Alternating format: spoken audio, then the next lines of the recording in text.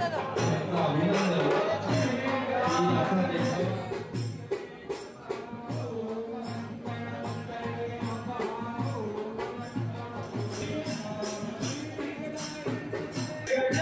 NDTV मराठीमध्ये सगळ्यांचं स्वागत आहे। आपल्याला माहिती आहे की 2 ते 3 दिवसापूर्वी आपल्या लाडक्या बाप्पाचं आगमन झालेलं आहे आणि तेव्हापासूनच पुणेकरांनी गर्दी करायला सुरुवात केलेली आहे।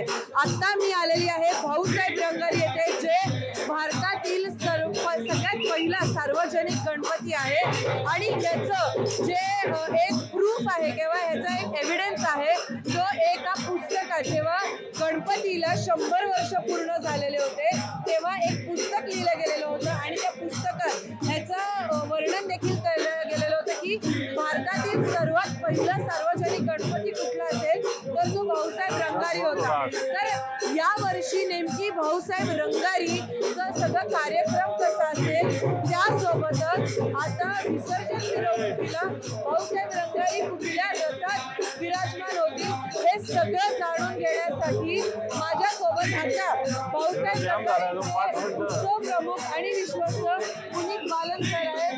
स्वागत NDTV मराठीमध्ये। आपण बघतोय की बाप्पा विराजमान झालेले, पहिल्या दिवशीपासूनच गर्दी आहे।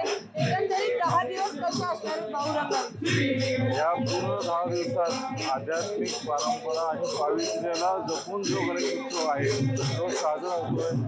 जे रोज सकाळी ऐशिक अभिषेक असेल, गणेश याग असेल, संध्याकाळी नामवंत कलाकार म्हणजे अमोरोक असेल, संतोष कोपरे यांच्यासारखी कलाकारांचा स्वर अभिषेक होतो। संध्याकाळी वेगवेगळे भजनी मंडळ आहेत यांचा संदेश आहे।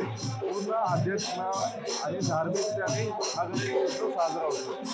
आपण बघितलं की काही दिवसांपूर्वी थोडंसं विसर्जन मिरवणुकीवरनं थोडासा कुठेतरी वाद झाला होता, तर त्या सगळ्याला अनुसरून तो वाद आता मिटलेला आहे।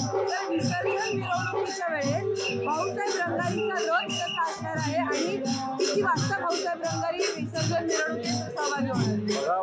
वाद नव्हता, फक्त संवाद नव्हता लोकांमध्ये।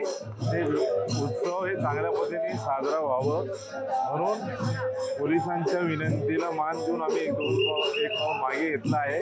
आम्ही दर प्रथेप्रमाणे यावर्षी विसर्जन मिरवणुकीत सहभाग घेणार आहे आणि मला वाटतं की जे दरवर्षी एक वेगळा रथ आम्ही उभं करतो, यावर्षीही चांगला देखावा जे विसर्जन मिरवणुकीचा रथ आहे ते रोषणाईचं चांगला रथ आम्ही विसर्जन मिरवणुकीत यावर्षीचा देखावा नेमका काय आहे आणि गणेशोत्सव निमित्ताने पुणेकरांना काय आवाहन कराल? या वर्षीचा देखावा ही रत्नमहल आहे, जे ज्वेल्स ऑफ इंडिया नेहमी आम्ही काल्पनिक देखावा करतो, तर रत्नमहल आहे। तर मी सर्व पुणेकरांना पहिल्यांदा गणेशोत्सवाची शुभेच्छा देतो आणि मोठ्या प्रचंड गर्दी असते आहे सगळीकडे, तर सगळ्यांनी स्वतःची काळजी घ्या।